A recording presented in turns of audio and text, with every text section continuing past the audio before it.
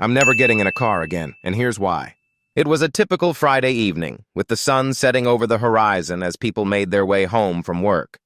The roads were bustling with traffic, and the sound of honking horns and revving engines filled the air.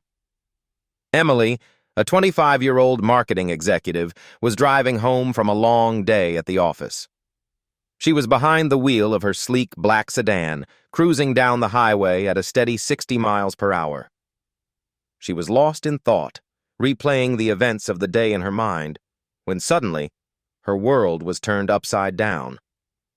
A car swerved into her lane, cutting her off without warning.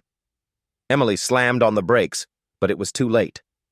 Her car skidded across the asphalt, and she felt a jolt as the other vehicle made contact with hers. The sound of crunching metal and shattering glass filled the air as the two cars collided. Emily's car spun out of control, careening across the highway before coming to a stop on the shoulder. She was shaken, but thankfully she was wearing her seatbelt, which had likely saved her from serious injury. She took a deep breath, trying to process what had just happened. As she looked around, she saw that the other car, a red sports car, had also come to a stop nearby. The driver, a young man with a look of shock on his face, got out of the car and approached Emily's vehicle. "Oh my God, are you okay?" he asked, his voice laced with concern. Emily nodded, still trying to catch her breath. "Yeah, I think so. What about you?" The young man nodded, rubbing his neck.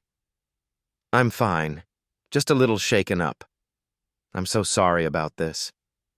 I wasn't paying attention and I cut you off." Emily's initial anger began to fade as she saw the genuine remorse in the young man's eyes.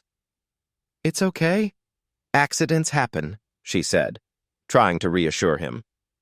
As they exchanged information and waited for the police to arrive, Emily couldn't help but think about how quickly life could change.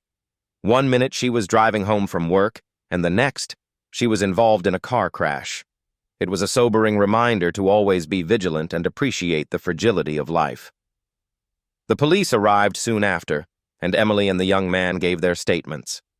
As they waited for the tow trucks to arrive, Emily couldn't help but notice the young man's name, Alex, and his kind demeanor. Despite the circumstances, they struck up a conversation, and Emily found herself laughing and smiling, feeling a sense of connection with this stranger. As they parted ways, Alex handed Emily his business card. "If you need anything, don't hesitate to reach out," he said, smiling. Emily smiled back, feeling a sense of gratitude towards this stranger who had turned a potentially traumatic experience